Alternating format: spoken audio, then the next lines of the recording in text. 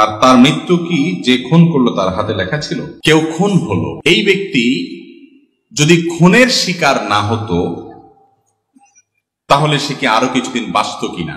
কোন মানুষ যদি কারোর হাতে খুন হয়, মারা যায়, এই লোকটা তার হায়াত এতটুকুই ছিল যে খুন হয়ে গেছে, নাকি আরো কিছুদিন ছিল, খুনি খুন করে বেচারাকে হায়াতটা কমাই দিছে? এর উত্তর হলো তার হায়াত অতদিনই ছিল, তার হায়াত অতদিনই ছিল। এখন প্রশ্ন হবে তাহলে খুনির দোষটা কি? তার হায়াত শেষ হয়ে গেছে, তার দুনিয়া থেকে যাইতে সে আরো সহযোগিতা না করলো, টাইম তো শেষ, তার তো যাইতেই হবে, তাহলে তারে খুন করে তার টাইম অনুযায়ী যাওয়ার পথটা সুগম করে দিছে, এমন কি দোষ করছে সে? ব্যাপারটা এরকম হয় না? দীর্ঘ আলোচনা করার সুযোগ নাই, শুধু এটুকু বলি, খুনিকে আল্লাহ রাব্বুল আলামিন শাস্তি দিবেন এই জন্য যে তার হায়াত শেষ না শুরু এটা নিয়ে তো তোমার দায়িত্ব নেই, তোমার কোনো দায়িত্ব, তোমার তো আল্লাহ মালাকুল মউত বানায় নাই, বানাইছে? তুমি অন্য মানুষের হক রক্ষা করবে, কারোর জীবন যেন বিপন্ন না হয় সেই জন্য দায়িত্বশীল থাকবে, তুমি সেটা করো নাই। তোমার নিজের রাগের মাথায় হোক, ক্ষোভের মাথায় হোক, যেভাবে হোক পাপের পথ, নিষিদ্ধ পথ তুমি গিয়েছো, সেজন্য তোমার শাস্তি হবে। আর ওই ব্যক্তির যে মৃত্যু হয়েছে সেই মৃত্যুটা সময় মতো হয়েছে কিনা, আর সে বাঁচত কিনা, এ বিষয়ে বলতে গিয়ে একটা হাদিস বলছিলাম। ইবনে তাইমিয়া রাহিমাহুল্লাহ হাদিসটি উল্লেখ করেছেন যে মানুষের তাকদীরকে আল্লাহ রাব্বুল আলামিন দুই প্রকার রেখেছেন, একটা মুবরাম, গায়রে মুবরাম, আর একটা চূড়ান্ত, একটা অচূড়ান্ত। একটা ধরুন ফর এক্সাম্পল, একজন মানুষের হায়াত হবে 60 বছর চূড়ান্ত, এটুক সে পাবেই, আর এরপরে এডিশনাল আরো 10 বছর আল্লাহ তাআলা কারোর জন্য 10, কারোর বছর 12, কারোর জন্য কোনো মেয়াদে আল্লাহ তাআলা এডিশনাল হায়াত রেখেছেন। এই এডিশনাল হায়াতটা বান্দার বিভিন্ন কাজের উপর নির্ভরশীল রেখেছেন। এর অসুখ হবে, অসুখ হওয়ার পরে সে যদি গাড়ি আনে, এনে যদি ডাক্তারের কাছে টাইম মতো নিতে পারে হাসপাতালে, তাহলে সে আরো এত বছর বাঁচবে। যদি না পারে এর মধ্যে শেষ, এই বিপদটা আসবে। যদি হয় তাহলে সেক্ষেত্রে সে এখনই শেষ হবে, যদি না হয় সে এতদিন বাঁচবে। এখন এই যে অচূড়ান্ত হায়াতটা, তাকদীরের যে লেখক ফেরেশতা তারাও কিন্তু জানে শুধু চূড়ান্তটা, কত বছর কে পাবে আল্লাহ তাদেরকে এতটুকু জানাই দেয়। অচূড়ান্ত যেটা, ওইটা আল্লাহ ছাড়া এমনকি তাকদীরের লেখক ফেরেশতাও পর্যন্ত জানে না। কিন্তু এই যে চূড়ান্ত অচূড়ান্ত বলছি, ওইটা আমাদের দৃষ্টিকোণ থেকে, আমাদের দিক থেকে, এই দিক থেকে যখন তাকাবেন, আল্লাহ রাব্বুল আলামিনের কাছে অচূড়ান্ত বলতে কোনো কিছু, বান্দার যোগ বিয়োগ করে প্লাস মাইনাস করে কি হবে না হবে, গাড়ি টাইম মতো আসবে কিনা, ডাক্তার টাইম মতো আসবে কিনা, এই লোক খুন করবে কিনা, খুন করতে গিয়ে খুন হয়ে যাবে কিনা নাকি বেঁচে যাবে, কি হবে, কোথায় গিয়ে দাঁড়াবে, তার টোটাল ফিগার কি দাঁড়াবে, তার সব কিছু আল্লাহ তাআলার কাছে জানা আছে। কথা কি বুঝাইতে পারছি?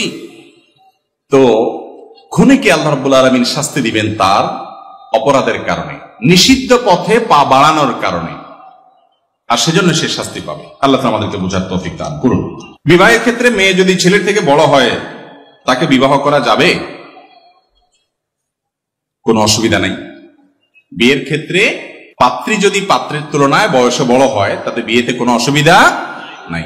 সচরাচর বা সাধারণ সমবয়সী বা বয়সে একটু ছোট এইরকম মানুষগুলো বিবাহ করাই হলো আদাহ, এবং এটাই হলো নিয়ম। যদি কেউ এর ব্যতিক্রম করে, ব্যত্যয় করে, তাতে বিয়ে হয়ে যাবে, কোনো অসুবিধা নাই। আমাদের প্রিয় নবী সাল্লাল্লাহু আলাইহি সাল্লাম খাদিজা রাদিয়াল্লাহু তাআলা আনহাকে যে বিয়ে করেছিলেন, তখন তার বয়সের চাইতে আম্মাজান খাদিজা রাদিয়াল্লাহু তাআলা আনহার বয়স ছিল বেশি। অতএব সেখান থেকে বোঝা যায় নিজের চাইতে বা পাত্রের চাইতে পাত্রীর বয়স বেশি হলে বিয়েতে কোনো অসুবিধা নাই। এসব বিষয়গুলোকে আমরা অনেক সময় অনেক বড় করে দেখি, এত বড় বিষয় না। হ্যাঁ, সচরাচর বা স্বাভাবিকভাবে সময় বয়সী বা একটু নিজের চাইতে বয়সে কম হলে ম্যাচ করে সুবিধা হয়, কিন্তু এটা সবসময় জরুরি না। একটু ব্যতিক্রম হলেও কোনো অসুবিধা। আজকাল আমরা এগুলোকে এমন শক্ত বানিয়ে ফেলেছি যে একজন পাত্র উপযুক্ত পাত্রী পেয়েছে, হয়তো বয়সের ডিফারেন্স খুব বেশি নাই, সব দিক থেকে পারফেক্ট আছে, শুধুমাত্র আপনার সমান সমান বয়সের, খুব কাছাকাছি বয়সের এই অজুহাতে মুরব্বীরা ওই বিয়ে কোনোভাবে হতে দেন না। আছে না নাই? এইরকম বাড়াবাড়ি পর্যায়ে মনে করা ঠিক না। শরীয়ত যেটাকে সুযোগ রেখেছে, যদি সব দিক ব্যাটেবল হয়ে যায়, একদিকে স্যাক্রিফাইস তো করতেই হবে। এই ক্ষেত্রে বয়সের দিক থেকে স্যাক্রিফাইস করার মানসিকতা থাকা উচিত। আমরা আসল দিকটা দেখি না, সব নকল দিকটা দেখি। আসল দিক কোনটা ভাই? আসল দিক হলো পাত্র হোক আর পাত্রী হোক আর তার দিনদারি, তার মনুষ্যত্ব, তার মানবিক গুণাবলী, সে আল্লাহকে চিনে কিনা, আল্লাহর সাথে তার কানেকশনটা লেভেলটা কিরকম, সে মুত্তাকি কিনা, পরহেজগার কিনা, তার খুঁটাটা কোরআন হাদিসে বাঁধা আছে কিনা, যদি থাকে তাহলে এর চাইতে বেটার পাত্র পাত্রী আল্লাহর জমিনে আর হতে পারে না। চেহারার দিক থেকে, বয়সের দিক থেকে, অর্থকরীর দিক থেকে, অন্য সমস্ত দিক থেকে স্যাক্রিফাইস করে হলেও দিনদারির দিকটা যেন এনশিওর করা হয়। নবীজি সাল্লাল্লাহু আলাইহি ওয়াসাল্লাম আমাদেরকে ওসিয়ত করে গেছেন, ফাজফার বিজাতিদ দ্বীন, তুমি দিনদারিতে দেখে বিয়ে করবা, এই দিকটা দেখে বিয়ে করে জেতার চেষ্টা করবা, তাহলে তুমি সুখী হতে পারবা। আজ আমাদের কাছে এটা হলো সবচাইতে গৌণ। আমাদের কাছে এখন হলো মেয়ের বাপরা চায় একটা টাকার বস্তার সাথে বিয়ে দিতে, আর ছেলের বাপ মারা চায়, আরে ছেলের বাপ মারা চায় কি একটা ময়দার বস্তার সাথে বিয়ে দিতে। ভালো বলছে, ভালো বলছে। ছেলের বাপ মা চায় টাকার বস্তা, আর মেয়ের বাপ মা চায় ময়দার বস্তা, অর্থাৎ রূপ লাবণ্য, বাহ্যিক সৌন্দর্য। ভাই রে, এগুলো চলে যায়, থাকে না। দাম্পত্য জীবনে, মানুষের সাংসারিক জীবনে চেহারার সৌন্দর্য একসময় ভেঙে যায়,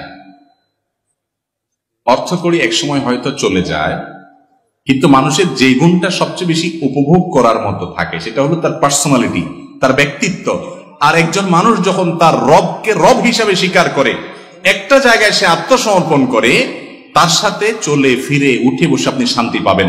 কারণ সে হারামে যাবে না, আল্লাহর নির্দেশের বাইরে যাবে না, তার একটা ঠিকানা আছে, যার কোনো ঠিকানা নাই, নফসের গোলাম, যা খুশি তা করে। তার সাথে আপনি কোনো কাজ করে কখনো প্রকৃত এবং আসল যে প্রশান্তি সেটা অর্জন করতে পারবেন। এই জন্য দিনদারিটাকে প্রাধান্য দেওয়া উচিত। আমরা ওই টাকার বস্তা ময়দার বেস্তে দেখে বিয়ে শাদী করবো না। আল্লাহ তাআলা আমাদেরকে তৌফিক দান করুন।